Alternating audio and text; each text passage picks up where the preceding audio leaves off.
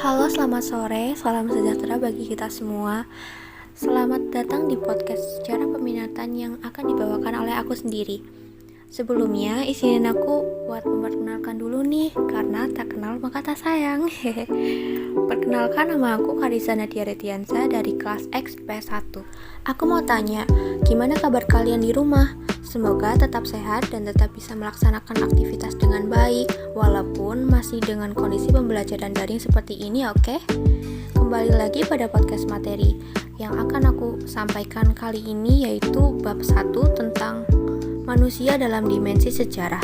Nah, langsung aja masuk ke materi bab pertama. Aku akan menjelaskan tentang kehidupan manusia dalam ruang dan waktu. Yang pertama ada konsep ruang dan waktu. Konsep waktu dalam sejarah memiliki 4 aspek, yaitu perubahan, perkembangan, pengulangan, dan kesinambungan. Yang kedua, ada aktivitas manusia dalam ruang dan waktu. Kehidupan manusia dalam ruang dan waktu tidak dapat dipisahkan dari peristiwa dan perubahan.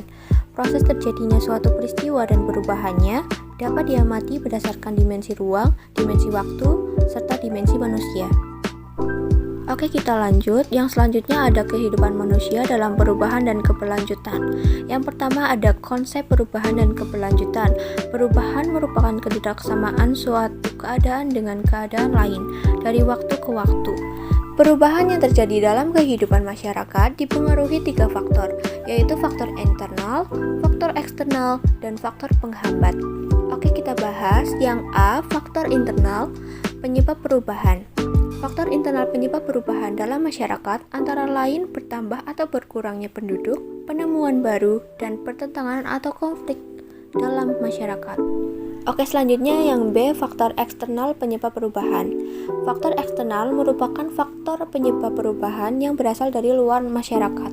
Faktor eksternal penyebab perubahan dalam masyarakat antara lain perubahan lingkungan fisik dan pengaruh kebudayaan asing. Selanjutnya yang C, faktor penghambat perubahan. Beberapa faktor penghambat perubahan yaitu ada yang pertama, sikap masyarakat tradisional. 2, kurang berhubungan dengan masyarakat lain. Yang ketiga, adat dan kebiasaan. Oke, kita lanjut. Yang nomor 2, kehidupan manusia dalam perubahan berkelanjutan.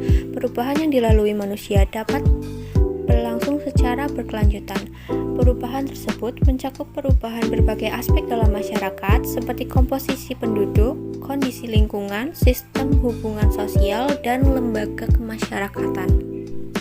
Oke, materi terakhir yaitu keterkaitan peristiwa sejarah dan kehidupan masa kini. Yang pertama ada peristiwa sejarah. Peristiwa yang tidak memiliki hubungan dengan kehidupan manusia bukan termasuk peristiwa sejarah.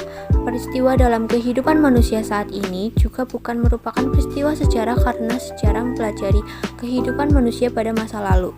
Peristiwa sejarah bersifat unik karena tak ada peristiwa lain yang sama persis dengan peristiwa tersebut. Oke, yang selanjutnya yang kedua, pengaruh peristiwa masa lalu terhadap kehidupan masa kini. Keterkaitan antar peristiwa sejarah merupakan suatu yang penting dalam menyusun alur cerita sejarah. Alur adalah pola pengembangan cerita yang terbentuk oleh hubungan sebab akibat. Berdasarkan rangkaian sebab akibat, peristiwa pada masa lalu tidak terputus dari rangkaian kejadian masa kini dan masa depan.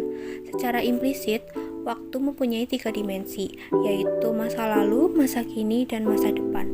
Berdasarkan dimensi waktu tersebut, dapat disimpulkan bahwa peristiwa masa lalu tidak hanya terkait dengan peristiwa sesudahnya, peristiwa tersebut juga akan mempengaruhi urutan peristiwa selanjutnya. Oke, kita sudah selesai membahas materi bab 1. Yang selanjutnya kita bahas materi bab 2, yaitu tentang sejarah sebagai ilmu, peristiwa, kisah, dan seni. Oke, kita bahas yang pertama ada sejarah sebagai ilmu. Yang A ada pengertian sejarah. Secara etimologi, kata sejarah berasal dari bahasa Arab syajarah, yaitu dari akar kata syajaratun yang berarti pohon. Pohon melukiskan pertumbuhan terus-menerus dari berbagai macam bagiannya, seperti akar, batang, cabang, daun, bunga, serta buah. Bagian dari pohon menunjukkan adanya aspek kehidupan yang saling berhubungan. Jika dikaitkan dengan sejarah, dapat disimpulkan bahwa manusia hidup terus bergerak dan berkembang seiring perjalanan waktu di tempat manusia berada. Sejarah juga dapat diartikan sebagai silsilah, riwayat, hikayat, tarikh, dan kisah. Kata histori berasal dari bahasa Yunani, yaitu historia, berarti pengetahuan yang diperoleh melalui penyelidikan. Oke, selanjutnya yang B, ciri-ciri sejarah sebagai ilmu. Sebagai ilmu, sejarah memiliki beberapa ciri atau kriteria tertentu.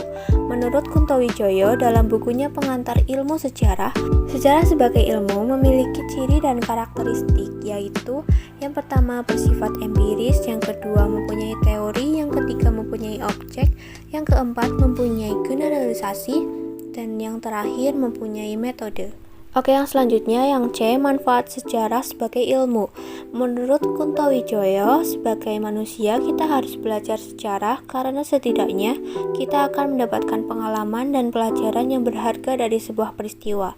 Sejarah memiliki manfaat secara intrinsik dan ekstrinsik yang akan kita bahas. Pertama ada manfaat intrinsik. Manfaat intrinsik ada 4, yaitu yang pertama sejarah sebagai cara mengetahui masa lampau, yang kedua sejarah sebagai ilmu, yang ketiga sejarah sebagai penyertaan pendapat, dan yang terakhir sejarah sebagai profesi. Yang kedua ada manfaat ekstrinsik.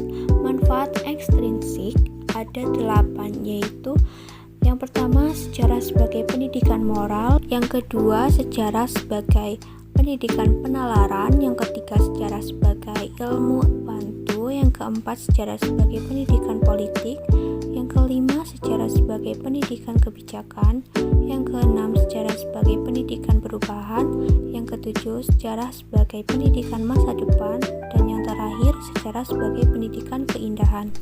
Oke, kita lanjut yang D, fungsi sejarah sebagai ilmu.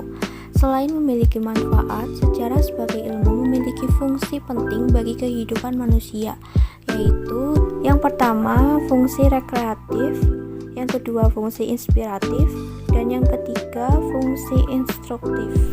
Nggak kerasa ya, kita udah sampai di akhir materi. Nah, kira-kira segitu aja yang bisa aku sampaikan pada podcast kali ini. Semoga kalian yang mendengarkan ini bisa paham sama materi yang udah disampaikan.